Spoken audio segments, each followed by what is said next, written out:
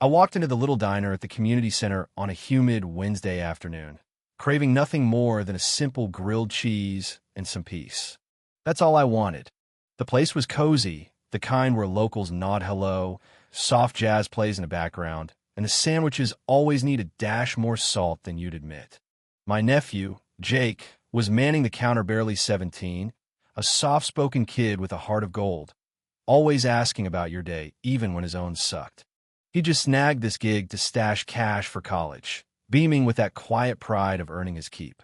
He flashed me a grin as I entered. That grin, it still twists my gut because it vanished in under 5 minutes.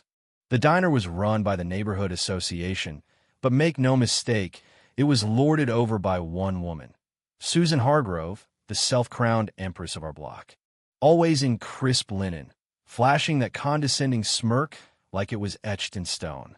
She didn't flip burgers or pour drinks. She just dictated everything from hires to the playlist.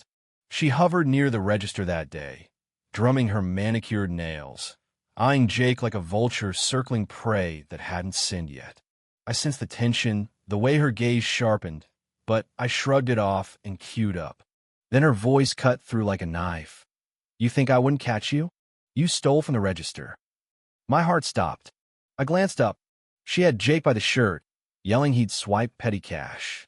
No proof, no heads up, just pure venom. Before I could react, she hauled off and smacked him across the face, right there in front of God and everybody. The crack echoed like thunder. Jake reeled, hand to his cheek, his hat tumbling down. Dignity shattered. I froze for a beat, then fury ignited.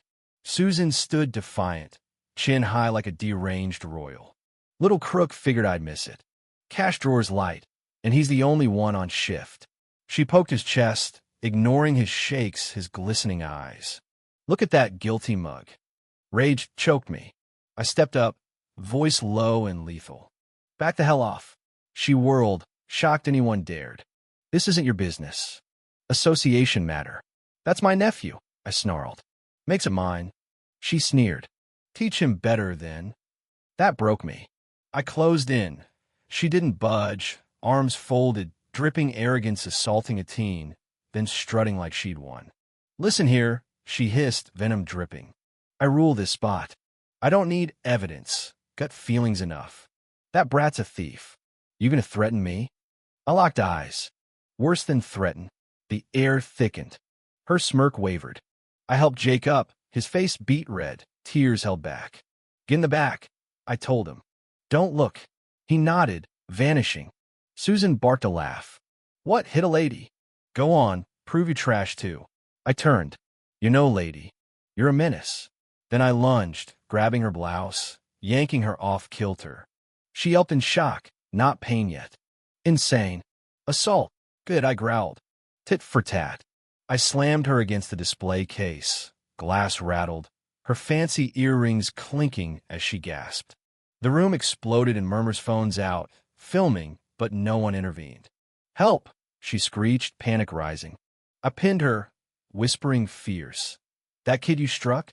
More integrity in his pinky than your whole tyrannical reign." She squirmed. "You slapped a child on video, humiliated him for sport. Now taste your medicine." I hurled her toward the coffee urn. She stumbled, knocking over mugs, a tip jar exploding at her feet. "Prison for you," she wailed. "I'll seize your home."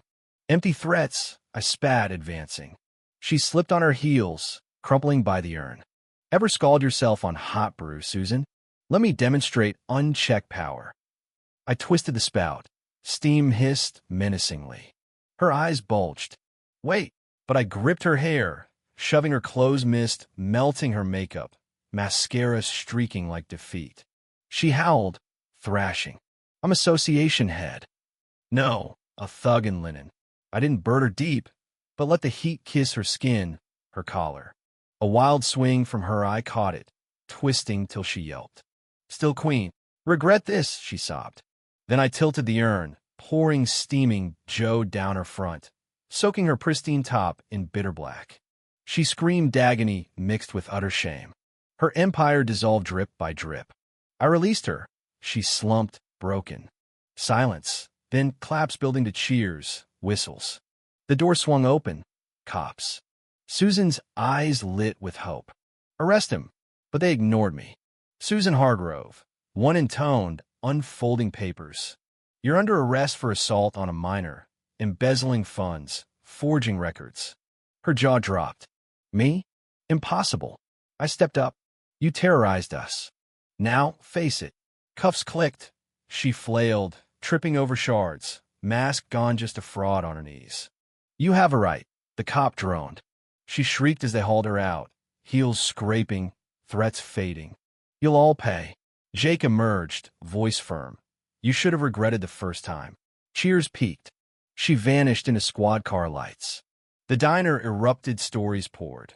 Fines for flower beds, evictions over decor, blocked playgrounds while she splurged on sculptures. Executive perks our money for her spa days, someone yelled. Shame hung heavy. No more, I declared. Whispers turned to action. Emergency vote per bylaws. Harold, a retired lawyer Susan once fined for flip-flops, led. Quorum met. All for dissolving the board. Hands flew up unanimous, save Derek, her crony, who muttered about order. I shut him down. Fear isn't order. It's chains. Vote passed. Signs slapped on the office. Under investigation.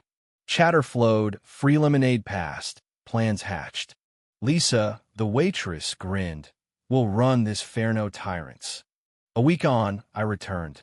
Air fresher, Jake pouring confidently. Usual, extra bold.